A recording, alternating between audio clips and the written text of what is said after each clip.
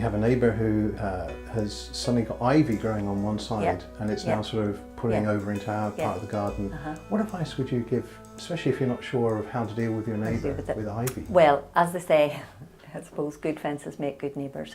Always try and stay friendly about plants, but there are some horror stories, as you know. Ivy in particular, plants will always grow where they want to grow. So maybe it's getting more light from your side of the fence, so it's going to grow through the fence to your light. It sees as a better option.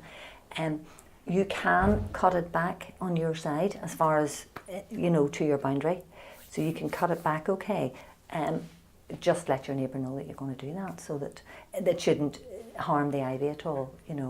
But you can, you can. So garden's also about family and neighbourly politics. It's quite an interesting. Gardens are, especially town gardens, and that's what I would specialise in. And I like designing town gardens, because there's more scope to. Obviously, you're going to be living practically in a town garden all the time. If you're living at the back of the house, a lot of houses now have windows, glass, right into the garden. It's another room. It becomes a borrowed room, even in the winter when you're not using it. So yes, you have to make sure that everything in the garden suits you, but also suits your neighbours. Garden, so that, because you can't just plant a 100-foot tree at the end of your garden, because it's going to screen your neighbours, and that suits you because it's going to block someone else's light, etc., etc. So there's a knock-on effect. I would say that the big thing when you're planning a garden is the expensive parts of the garden are going to be the hard landscaping, and get that right. Keep that simple and keep it practical, but also make it attractive, and spend the money on the best materials that you can, because it is a long-term thing. It's for sustainable gardening. You don't want to be ripping it out the next year and putting something else in. Spend good money on plants. I think people don't realise how much good plants cost, and think carefully about what you're going to put in, especially the large things. Get them positioned properly. And as I say, everything else will change within the garden around time. It's not like doing up your front room where you're going to get your settee and your curtains and whatever, and then that's it. You can close the door and it'll stay like that for 5 years if you wanted to. Gardens aren't like that, so always think ahead. And the other thing is that again we had a big sort of dip in our garden, and we'd had a retaining wall put in, and we had to lift things up, but we kind of levelled it out. Yes. But we had some people come in and do that.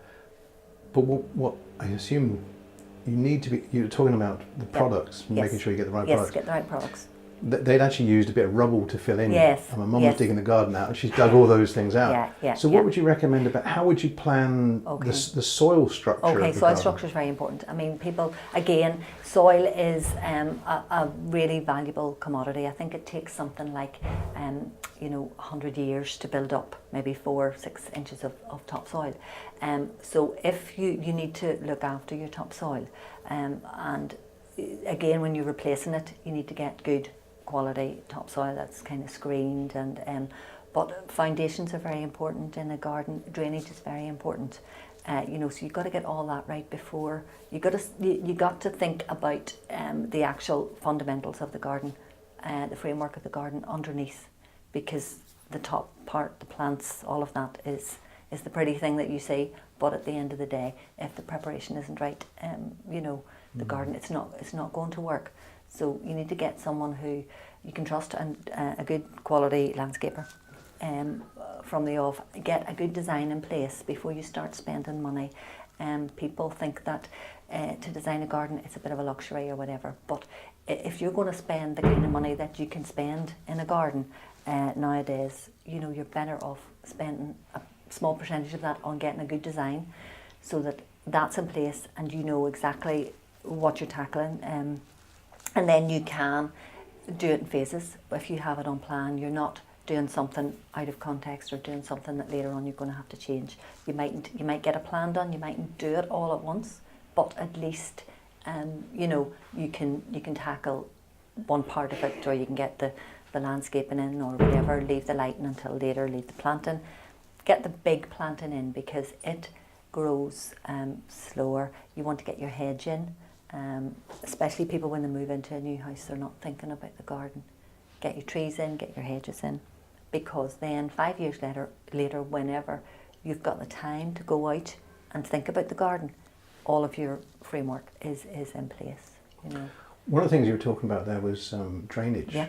Now, we were in a situation where I had an office inside, so we needed a log cabin. Yes. So I left it to what I thought was the experts. Great people. Yeah.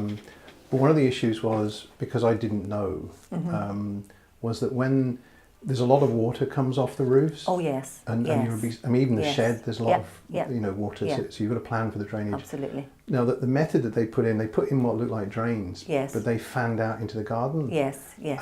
And that, like French drains or something underneath. Yeah. And the difficulty there was that when it does rain, you can get saturation. That's right. That's right. You've got to think about the drainage, not just where you want it, but around, even surrounding gardens as well. Yes. Because if you raise your garden height, your neighbours then are going to get that runoff. You know, you have to think. You have to see where the rainfall is most, where the problems are, and then you know.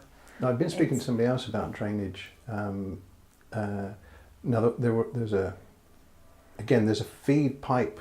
Yes, that goes into the storm drain. Storm drains, yeah. Yes, and that will take it away then.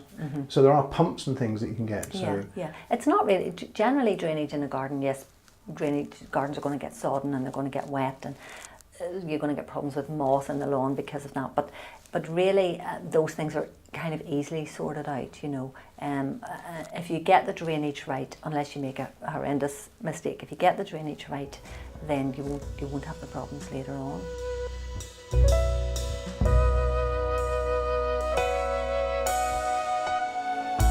We have more on the way, so please subscribe to this channel and check out the link below if you'd consider becoming a patron to help us keep making more content. Thanks for watching.